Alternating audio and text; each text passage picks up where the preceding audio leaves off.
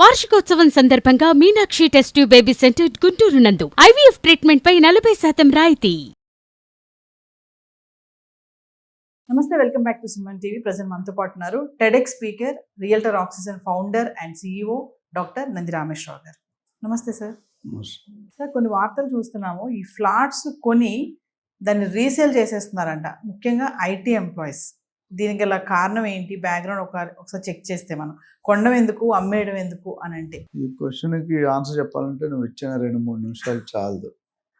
నువ్వేం చేస్తావంటే SI question చెప్తున్నావు, బిట్లో ఆన్సర్ చేయమని.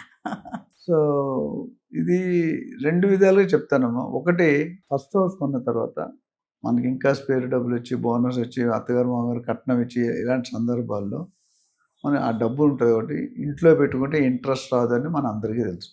బ్యాంకులో పెట్టుకుంటే డౌట్స్ అడుగుతారు, ప్రూఫ్స్ అడుగుతారు అని తెలుసు. ఏం చేయాలి, ఎక్కడో దగ్గర పెట్టాలి. అలవాటు ఉన్నాడు అలవాటులో పెట్టుకుంటాడు, తాగడం, ప్యాకెట్ యాక్షన్. అలవాటు లేనివాడు నాలంటాడు ఏదైనా సేఫ్ ఇన్వెస్ట్మెంట్ చేసుకుంటాడు. ఇప్పుడు మీలాగా మేకప్ అయ్యేవాళ్ళంటే మేకప్ ఖర్చు పెట్టుకుంటారు.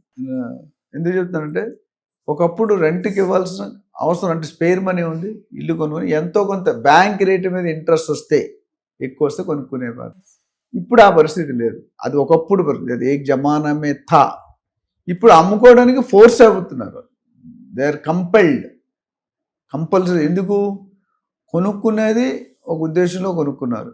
ఆ రెంట్ వస్తుంది, రెంట్ మీద ఈఎంఐ ఆ రెంట్ కట్టే బదులు ఈఎంఐ కట్టేస్తే బెటర్. అది ఎప్పుడు వీళ్ళు కంఫర్ట్గా మంచి జాబ్లో ఉండి మంచి జీతం తీసుకొని మంచి జీతం సంపాదించేవాళ్ళు. ఇప్పుడు ఏమైంది, ఫస్ట్ హౌస్ లగ్జరీగా కొనుక్కున్నారు, ఒక 2 లక్షలు ఈఎంఐ కడుతున్నారు.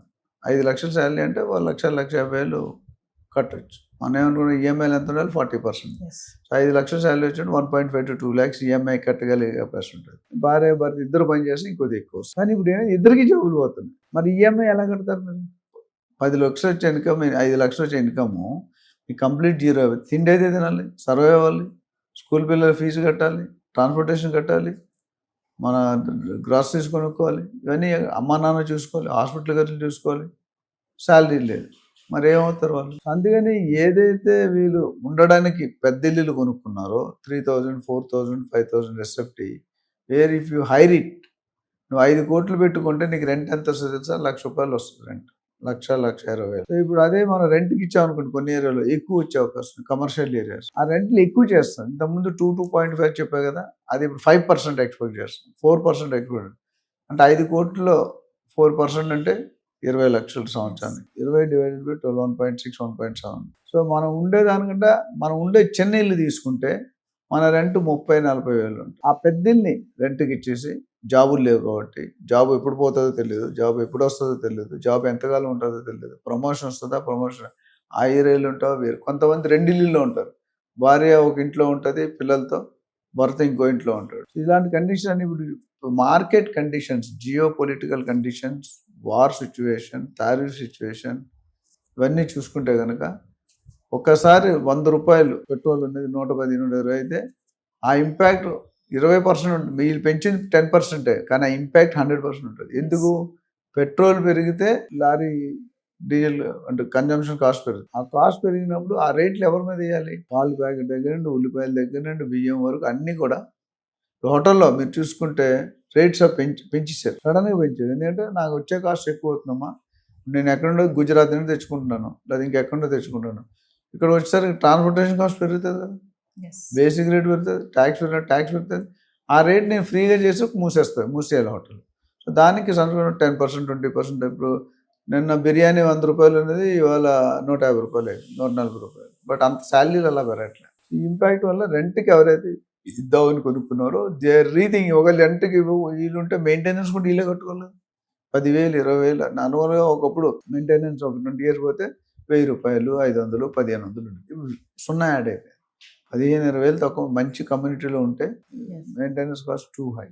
అంత వర్తా లేదంటే అది మనం ఆలోచించాలి. మనం చూస్తే సార్, ఇప్పుడు కోకాపేట అలాంటి ఏరియాస్లో హై రైజ్ బిల్డింగ్స్ చాలా కన్స్ట్రక్షన్ అవుతున్నాయి. అందులో దాదాపు 1000 నుంచి 2,000 వరకు ఫ్లాట్స్ ఉంటాయి. మరి ఎన్ని ఫిల్అప్ అవుతున్నాయి, ఎన్ని ఖాళీ ఉంటున్నాయి అని అంటే? ఒకప్పుడు కట్టేవాళ్ళు తక్కువ మంది ఉండేవారు, కొనేవాళ్ళు ఎక్కువ మంది ఉన్నారు. ఇప్పుడు కొనేవాళ్ళు తక్కువ మంది ఉన్నారు, అమ్మేవాళ్ళు ఎక్కువ అయిపోయారు. ఆ గ్యాప్ వల్ల ఈ స్కేర్సిటీ. ఇప్పుడు బిల్డ్ చేస్తున్నారు, ఉద్దేశంతో. ఇప్పుడు ఈ గవర్నమెంట్ నెక్స్ట్ ఇంకో గవర్నమెంట్ ఏ పాలసీ ఉంటుంది మీకు ఈ ప్లాన్ అనేది ఒక ప్రాజెక్ట్ చేయడానికి 4-5 సంవత్సరాలు. ఈరోజు మధ్యలో కొన్ని గవర్నమెంట్ కొలాప్స్ అయితే వేరే గవర్నమెంట్ మనకు ఫేవర్గా వస్తుందా, మనకి ఎగ్నెస్ట్ వస్తుందా, పబ్లిక్ ఫేవర్గా వస్తుందా, పబ్లిక్ ఎగ్నెస్ట్ వస్తుందా తెలియదు. ఏదైనప్పటికీ రిస్క్ అనేది కొనుక్కునేవాడు మీద ఉంది. అమ్మేవాడు ఏదో ఒక స్టోరీ చెప్పి అమ్ముతాడు, కొనేవాడు ఏదో ఒక స్టోరీలో ఎమోషన్ అయ్యి సెంటిమెంట్ అయ్యి ఇట్స్ సంథింగ్ లైక్ పెళ్లి ఇల్లు అనేది కంపేర్ చేస్తాం. పెళ్లిలో ఏమంటాడు, కట్నం ఎంత ఇస్తావు మా అమ్మాయికి అన్నాడు, వెహికల్ ఏమి ఇస్తావు అల్లుడికి డ్రైవ్ చేయడానికి, కార్లో తిప్పుతాడా బైక్లో తిప్పుతాడా, సార్ ఏమి ఇస్తారు ఎమ్యూనిటీ. సో ఇల్లు కట్టి చూడు పెళ్లి చేసాడు. ఆ విధంగా చూసుకుంటే ఇప్పుడు ఉన్న పరిస్థితి బట్టి చాలామంది ఎంప్లాయీస్ ఉద్యోగం పోతుంది, జాబ్ పోతున్నాయి, గ్యారంటీలు బిజినెస్ లాస్ అవుతున్నాయి, డెవలప్ కావట్లేదు. దీనికి అనేకమైన కారణాలు గవర్నమెంట్ పాలసీస్ దగ్గర నుండి గవర్నమెంట్ స్టేట్ లీడర్ తాలూకా అంబిషన్ ఏంటి, వాళ్ళ కోరిక ఏంటి, వాళ్ళ మేనిఫెస్టోలు ఏం పెట్టారు, మేనిఫెస్టోలో పెట్టినవి ఎన్ని కంప్లీట్ చేస్తున్నారు, ఎన్ని చేయగలుగుతున్నారు, ఎన్ని చేయలేకపోతున్నారు, ఇవన్నీ కూడా సామాన్య ప్రజల మీద మాత్రమే పడుతుంది. ఉన్న ల్యాండ్ ప్రైసెస్ పెంచారు, ఒక డెసిషన్తో 1500 కోట్లు గవర్నమెంట్ అదనపు ఆదాయం. ఇప్పుడు మరి దానివల్ల పబ్లిక్ ఎంత ఇబ్బంది, పబ్లిక్ ఆదాయం పబ్లిక్ తల కంఫర్ట్ని ఎవరు చూడాలి? 40% ఓటర్ బ్యాంక్ ఈజ్ ఈక్వల్లీ అంటే హైలీ క్వాలిఫైడ్ పీపుల్.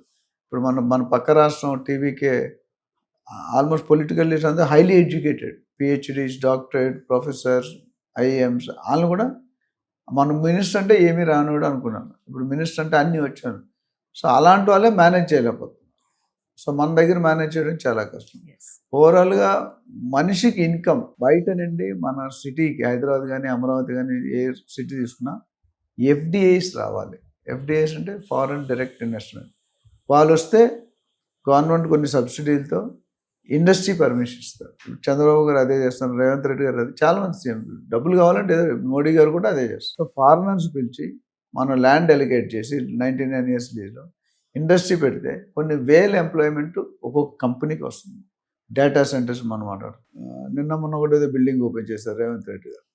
ఇవన్నీ వల్ల ఏమవుతుంది, ఎంప్లాయ్మెంట్ వస్తుంది. ఎంప్లాయ్మెంట్ ఏమవుతుంది, శాలరీస్ వస్తాయి. శాలరీస్ వస్తే ఏమవుతుంది, కొన్ని కెపాసిటీ, కొన్ని కాబట్టి జీడిపి పెరుగుతుంది. సో ఇదంతా కూడా ఒక ప్రాసెస్, ఎకనామికల్ కండిషన్. సో ఇవన్నీ చేయాలనుకుంటే స్థిరత్వం ఉండాలి. Whenever there is uncertainty, instability ఉందంటే మీరు ఇబ్బంది పడతారు. ఆ సిచ్యువేషన్ మనం రావాలని కోరుకుందాం. Some improvements are definitely happening. ఇంకా కొన్ని ఇంప్రూవ్ అవ్వడానికి కొన్ని థింగ్స్ ఐటమ్స్ ఇంప్రూవ్ అవ్వాల్సిన బాధ్యత ఉంది. ఎప్పుడైతే మనిషి కామన్ మ్యాన్కి స్టేబుల్ ఇన్కమ్ ఉంటుందో ఆ సిటీ కానీ ఆ రాష్ట్రం కానీ జీడిపి బాగుంటుంది.